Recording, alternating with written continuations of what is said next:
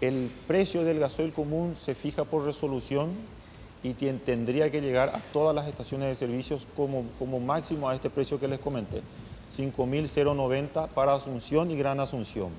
Paraguay también tiene la metodología de aumentar lo que sería el flete, o sea, en Encarnación no va a estar a 5.090, va a estar a 5.090 más el costo del flete del producto hasta allá. O sea, Encarnación va a ser más caro. Claro, por el flete, o Cacupé o donde sea. Ya, ahí está el flete y eso se le suma al 5.090. Correcto, por resolución todos los emblemas tienen que bajar automáticamente, desde mañana. ¿Se entiende tienen así, que bajar verdad? a partir de mañana. Eso también es algo que hay que tener en cuenta porque yo conozco del tema porque trabajé muchos años en Shell y también en Petrobras y son 1.800 estaciones de servicio. Sí. Hay solamente entre 4 y 5 empresas de mecánicos que hacen este cambio a los surtidores.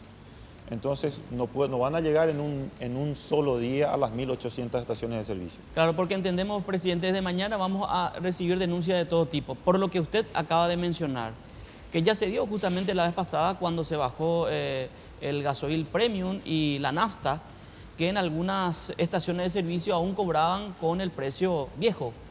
Correcto, pero es un tema operativo y de logística, que esta gente, los mecánicos, tienen que ir llegando a todos los surtidores para hacer ese cambio. Yo no estimo más de 2 o 3 días como para que ya lleguen a todo el país, ¿verdad?